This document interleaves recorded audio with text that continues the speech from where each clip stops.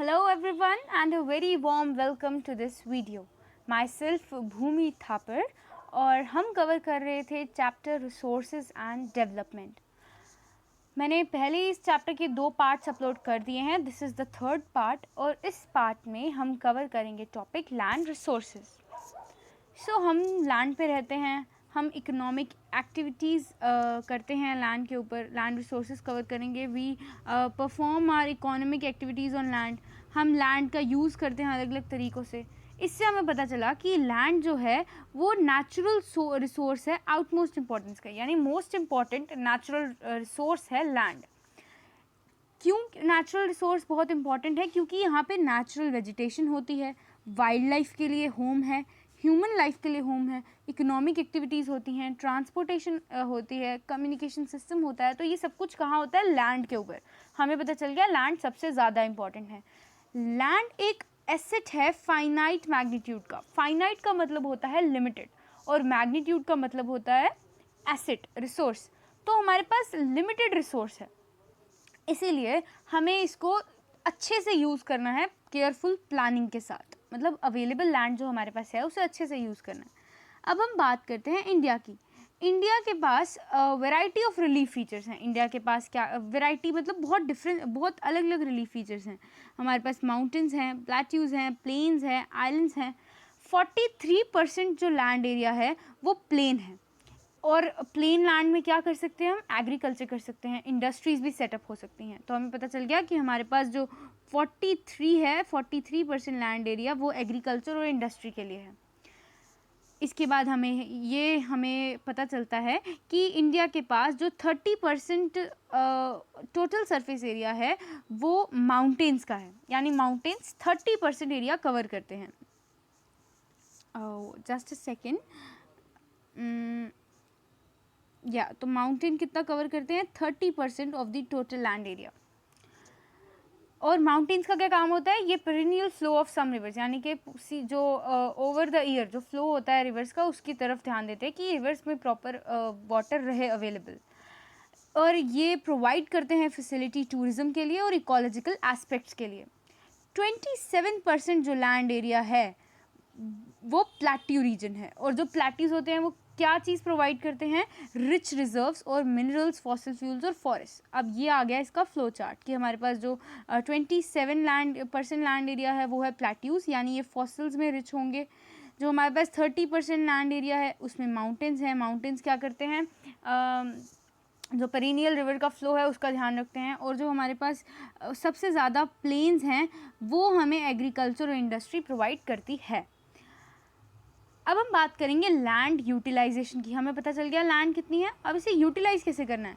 जो land resources हैं उन्हें यूज़ किया जाता है इन पर्पसेस के लिए। सबसे पहला पर्पस तो होता है फॉरेस्ट। सेकेंड इज कि land not available for cultivation, मतलब पहले में तो हमें पता चल गया कि फॉरेस्ट हैं। दूसरे हैं कि जिन पे हम कल्टिवेट नहीं कर सकते वो बैरन या वेस्ट लैंड होती है, मतलब वहाँ पे जो वीड्स होती हैं उनको हम कल्टिवेट नहीं कर सकते। और next is the land put to non agricultural uses, यानी कि ये जो लैंड है ये नॉन एग्रीकल्चरल यूज, यानी कि यहाँ इंडस्ट्री लग सकती है, रोड्स, बिल्डिंग्स, फैक्ट्रीज एक्सेट्रा, ये सब सेट हो सकता है। तो लैंड किस तरीके से दो डिवाइडेड है, 2 हिस्सों में। सबसे पहला था फॉरेस्ट के लिए और दूसरा है land not available for cultivation, यानी कल्टिवेशन को छोड़ के। कल्टिवेशन को छोड़ के 2 टाइप्स हैं, बैरन एंड वेस्ट लैंड और land put to non agricultural uses. तीसरी टाइप है अदर अनकल्टिवेटेड लैंड, बाकी अनकल्टिवेटेड लैंड। इसके अंदर आता है परमानेंट पैस्चर्स या grazing land, land under miscellaneous tree crops groups, या फिर कल्चरेबल वेस्ट लैंड जो अनकल्टिवेटेड है पिछले 5 एग्रीकल्चरल ईयर्स से। ये हो गई 3 divisions. Fourth division is fallow lands. Current fallow left over without cultivation for 1 और लेस देन 1 एग्रीकल्चरल ईयर, यानी कि 1 या 1.5 साल से ज़्यादा जो फैलो लैंड है वो कल्टिवेशन के लिए छोड़ दी गई है, वो लैंड। और अदर देन करंट फैलो, यानी जो करंट को छोड़ के जो पुरानी लैंड है 1 to 5 एग्रीकल्चरल ईयर्स की, वो लैंड। और 5वीं डिवीजन है नेट सोन एरिया की, यानी कि वो area sown more than once in agricultural year, यानी 1 साल में एक बार से ज़्यादा बार वो सो किया गया है, उसके अंदर उगाई गई हैं क्रॉप्स। और जो plus net sown area is known as gross cropped area. उसके अलावा जो नेट सोन एरिया उसे कहते हैं हम gross cropped area.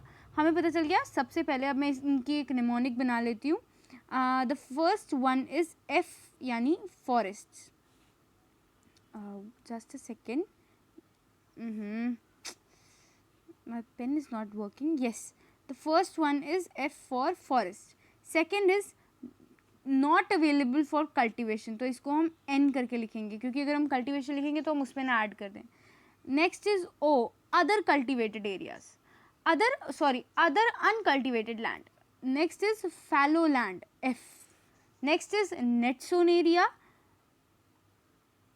and these are the 5 divisions. पहली हमने पढ़ी forests.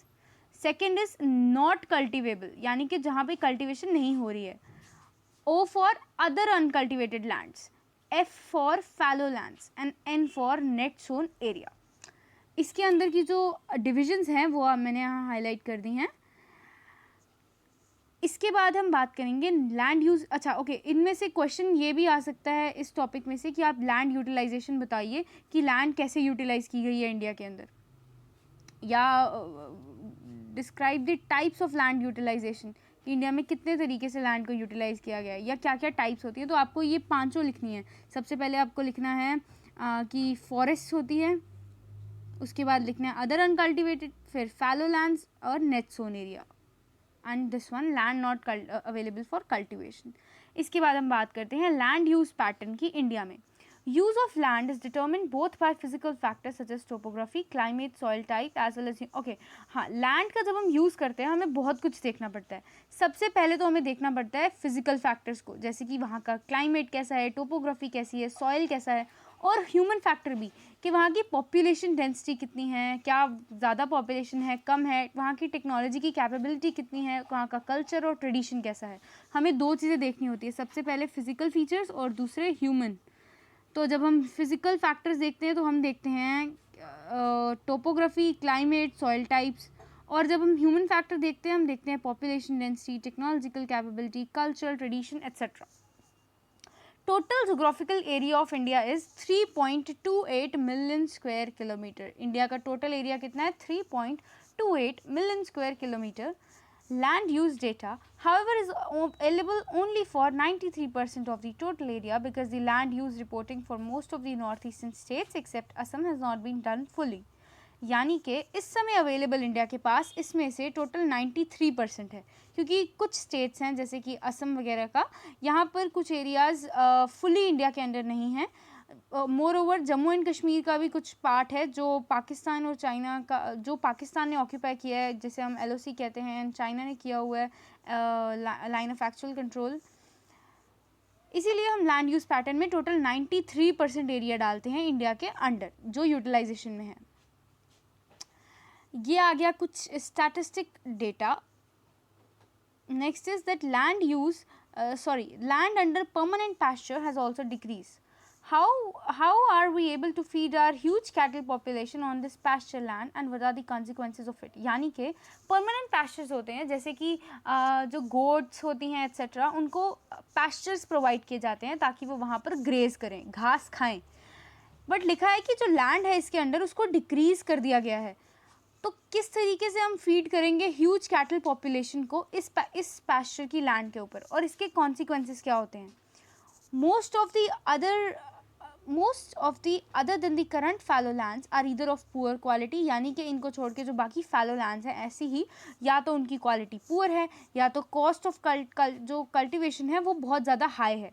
Hence these lands are cultivated, इसीलिए इन लैंड्स को या एक बार साल में कल्टिवेट किया जाता है या फिर 2 बार कल्टिवेट किया जाता है। और अगर इसे हम इस लैंड को हम इंक्लूड कर लें नेट सोन एरिया में तो परसेंटेज जो है NSA की इंडिया में वो 54% बन जाती है टोटल रिपोर्टिंग एरिया की। जो पैटर्न है नेट सोन एरिया का वो वैरी करता है एक स्टेट टू अनदर, यानी कि एक स्टेट में ज़्यादा अच्छा हो सकता है पैटर्न, एक स्टेट में कम अच्छा हो सकता है। 80% of the total area in Punjab, Haryana and less than 10% in Arunachal Pradesh, Mizoram, Manipur and Andaman Nicobar Islands। यानी कि 80% एरिया जो पंजाब और हरियाणा के है वो नेट सोन एरिया है और 10% एरिया अरुणाचल, मिजोरम, मणिपुर और अंडमान निकोबार आइलैंड्स का वो नेट सोन एरिया के अंडर आता है। Forest area in the country is far lower than desired, यानी हमारे इंडिया में 33% होना चाहिए जोग्राफिकल एरिया, लेकिन इंडिया में बहुत कम है। ये आउटलाइन किया था नेशनल फॉरेस्ट पॉलिसी ने, जो 1952 में आई थी। यानी कि 1952 में जो नेशनल फॉरेस्ट पॉलिसी आई थी उसने हमें बताया था कि इंडिया के अंदर 33% से कम लैंड एरिया है, हालांकि ज़्यादा होना चाहिए। सो आई एम सॉरी, मुझे कम करना था। यस, 33% से ज़्यादा होना चाहिए, पर इंडिया में कम लैंड एरिया है, फॉरेस्ट एरिया है। जो लाइवलीहुड है मिलियंस ऑफ पीपल का, जो फ्रिंजेस में रहते हैं यानी कि फॉरेस्ट एरिया में रहते हैं, वो इन्हीं फॉरेस्ट एरिया पे डिपेंड करते हैं। A part of land is termed as waste land, कुछ पार्ट को वो टर्म कर देते हैं वेस्ट लैंड, और कुछ को वो नॉन एग्रीकल्चरल यूजेस में ले आते हैं। जो वेस्ट लैंड है वो बेसिकली कौन से होते हैं, जो रॉकी सॉइल या एरिड सॉइल या डेजर्ट एरियाज हैं, उनको वो नॉन एग्रीकल्चरल यूजेस में ले आते हैं, जैसे कि वहाँ रोड, रेलवे, इंडस्ट्री एक्सेट्रा, वो सब सेट हो जाता है। और कंटिन्यूस यूज़ जब होता है लैंड का काफ़ी टाइम तक बिना अप्रोप्रिएट मेजर लिए उसे कंजर्व करने के, इस वजह से लैंड डिग्रेडेशन हो, यानी कि हम लैंड का कंटिन्यूस यूज़, फॉर एग्जांपल हम एक रोड है उसका कंटिन्यूस यूज़ कर रहे हैं लेकिन हम उसकी केयर नहीं कर रहे, तो वो क्या होगी, डिग्रेड हो जाएगी। इसी तरीके से लैंड डिग्रेडेशन हो जाता है। दस in turn has serious repercussions on society and environment, इसके बहुत सीरियस रिपरकशंस यानी इफ़ेक्ट्स होते हैं सोसाइटी पे और इन्वायरमेंट पे। अब हम बात करेंगे लैंड डिग्रेडेशन की और कंजर्वेशन मेजर्स की। हमने so next topic is land degradation and conservation measures, यानी कि लैंड आहिस्ता आहिस्ता डिग्रेड हो रही है, अब हमें उसे कंजर्व कैसे करना है, बचाना कैसे है। We have shared our land with the past generations and will have to do with the future generations too. जो हमारे पूर्वज हैं उन्होंने अपनी लैंड हमारे साथ शेयर की और हमें अपने फ्यूचर जनरेशन के साथ शेयर करनी है। 95% of the our basic needs, हम 95% हमारी जो बेसिक नीड्स हैं वो लैंड पूरी करती है। और हमारी नीड्स क्या क्या है, food, shelter, clothing, these are obtain from land. ये कहाँ से ऑब्टेन होती है, लैंड से। Human activities have not only brought about degradation of land but also aggravated the pace of natural forces to cause damage to land. ये this line is one of the most interesting line. इसमें ये कहा गया है कि human activities ने ना ही सिर्फ डिग्रेड किया है लैंड को, मतलब ना ही इन्होंने डिग्रेड किया है, ख़राब किया है लैंड को, बल्कि जो नेचर का वर्क था, नेचुरल फोर्सेस थी जो डैमेज को बचाती थी, उन्हें भी ख़त्म किया। यानी कि खुद तो इन्होंने लैंड ख़राब की, लेकिन जो नेचुरल फोर्सेस लैंड को बचाती थी, कंजर्व करती थी, उन्हें भी ख़राब कर दिया। At present there are about 130 million hectares of degraded land in India, यानी कि इंडिया में इस समय 130 मिलियन डिग्रेडेड लैंड है। Approximately 28% of it belongs to the category of forest degraded area, यानी कि 130 मिलियन हेक्टेयर्स ऑफ लैंड में से 28% जो लैंड है वो फॉरेस्ट डिग्रेडेड एरिया है। 56% जो है वो वाटर इरोडेड एरिया, यानी 28% को फॉरेस्ट की वजह से डिग्रेड हुआ है, 56% वाटर की वजह से इरोड हुआ है, और बाकी सारा सेलाइन और अल्कलाइन डिपॉजिट की वजह से, सेलाइन हो गया सॉल्टी डिपॉजिट की वजह से ख़राब हुआ है। कुछ ह्यूमन एक्टिविटीज़ जैसे कि डिफॉरेस्टेशन यानी कि पेड़ों को काटना, ओवर ग्रेजिंग यानी कि जो कैटल्स होते हैं जब वो चारा खाते हैं, घास खाते हैं, तो वो ज़्यादा ग्रेज कर जाते हैं जिस वजह से सॉइल अपनी फर्टिलिटी लूज़ करता है। माइनिंग एंड क्वायरिंग यानी कि माइनिंग, फॉसिल फ्यूल्स को निकालना, ये माइनिंग का वर्क, इन वजह से भी लैंड जो है वो डिग्रेड हुई है, लैंड ऐसे ऐसे डिग्रेड होती जा रही है। इस फिगर में बताया है कि इंडिया का वेस्ट लैंड 2000 में, this is basically flow chart, जिसके not flow chart, pie chart, इसके अंदर बताया हुआ है कि वाटर इरोडेड एरिया सबसे ज़्यादा है, उसके बाद जो फॉरेस्ट डिग्रेडेड एरिया है वो 28% है, सेलाइन अल्कलाइन 6%, और जो 10% है वो विंड इरोडेड एरिया है। Mining sites are abundant with excavation work is complete leaving deep scars and traces of overburdening, यानी माइनिंग की वजह से एक एरिया में ओवरबर्डनिंग हो जाती है। झारखंड, छत्तीसगढ़, मध्य प्रदेश, उड़ीसा में deforestation due to mining have cause severe land degradation, यानी कि झारखंड, मध्य प्रदेश, उड़ीसा में, मध्य प्रदेश और उड़ीसा में डिफॉरेस्टेशन की गई ही, यानी पेड़ों को काटा गया माइनिंग की वजह से, और इस वजह से लैंड डिग्रेडेशन हो रही है।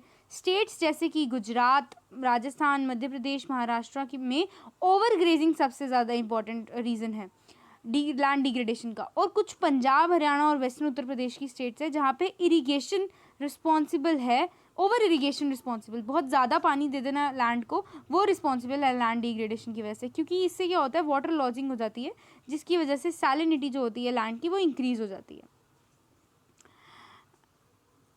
The mineral processing like grinding of limestone for cement industry, यानी कि जो मिनरल्स की प्रोसेसिंग होती है, जैसे कि लाइमस्टोन को ग्राइंड करना सीमेंट की इंडस्ट्री के लिए, और कैल्साइट सोपस्टोन को सिरेमिक की इंडस्ट्री के लिए, यानी मिनरल्स को ग्राइंड करना। बेसिकली ये लिखा है कि जो मिनरल प्रोसेसिंग होती है जैसे कि ग्राइंडिंग, उस वजह से भी लैंड डिग्रेड हो रही है और इस वजह से जनरेट हो रही है ह्यूज क्वांटिटी ऑफ डस्ट, मतलब बहुत ज़्यादा डस्ट जनरेट हो रही है एटमॉस्फेयर में। It retards the process of infiltration of water into the soil after it settle down on the land. और in recent years industrial influence, industries का जो वेस्ट है वो भी लैंड को ख़राब कर रहा है और वाटर पोल्यूशन भी हो रहा है कंट्री के पार्ट्स में। काफ़ी सारे तरीके हैं जिनसे हम प्रॉब्लम को सॉल्व कर सकते हैं लैंड डिग्रेडेशन की। एफॉरेस्टेशन, पेड़ों को लगाना, प्रॉपर मैनेजमेंट ऑफ ग्रेजिंग, यानी कि कैटल्स को प्रॉपर तरीके से मैनेज करना ताकि वो इजीली ग्रेज भी कर पाएँ और लैंड भी बचे। उसके बाद प्लांटिंग करना, शेल्टर बेल्ट्स ऑफ प्लांट्स की, कंट्रोल करना ओवर ग्रेजिंग को, stabilisation of sand dunes etcetera, thorny bushes लगा के स्टेबलाइज करना सैंड ड्यून्स को। ये सारे तरीके हैं जिनसे हम लैंड डिग्रेडेशन पे चेक कर सकते हैं। प्रॉपर मैनेजमेंट ऑफ वेस्ट, हाँ, वेस्ट को प्रॉपरली मैनेज करना, कंट्रोल करना माइनिंग एक्टिविटीज़ को, इंडस्ट्री के जो एफ्लुएंस है उनका प्रॉपर डिस्चार्ज और डिस्पोजल, और वेस्ट का ट्रीटमेंट। इससे भी लैंड की जो डिग्रेडेशन है और वाटर की डिग्रेडेशन है वो इंडस्ट्रियल और सब अर्बन एरियाज़ में रिड्यूस हो सकती है। ये भी तरीके हैं हम जिससे रिड्यूस कर सकते हैं। So in this video I covered till here. इसके बाद नेक्स्ट वीडियो में हम बात करेंगे topic soil as a resource की, कि सॉइल हमारा कितना इम्पोर्टेंट रिसोर्स है।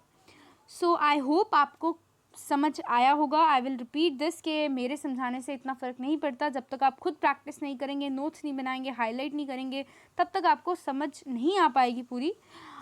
Next is that I want to conclude by saying कि आप मुझे फॉलो कर सकते हैं टीचमेंट के ऊपर।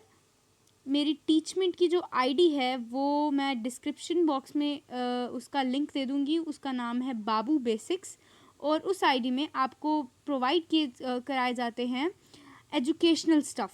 फॉर एग्ज़ाम्पल मैं वहाँ पे 8 से लेके 12th क्लासेस की जो एजुकेशनल स्टफ़ है वो अपलोड करती हूँ वीडियोस। वहाँ पे PDFs भी हैं, वहाँ पे नोट्स भी हैं, MCQ सीरीज़ भी हैं, टेस्ट भी है etcetera. So you can catch me there. इसका लिंक मैं डिस्क्रिप्शन बॉक्स में डाल दूँगी। एंड अगर आपको इस वीडियो से थोड़ा फ़ायदा हुआ हो तो please like, share and subscribe to my channel. One thing more, if you have any query, और अगर आपको कहीं लगा हो कि मैंने आपको कुछ गलत नॉलेज दी है या गलत गाइड किया है या कुछ गलत पढ़ाया है, प्लीज़ उसे भी कमेंट्स में लिखें ताकि मुझे भी, मेरी भी नॉलेज बढ़ सके। एंड अगर कोई क्वेरी है आप प्लीज़ कमेंट इट डाउन।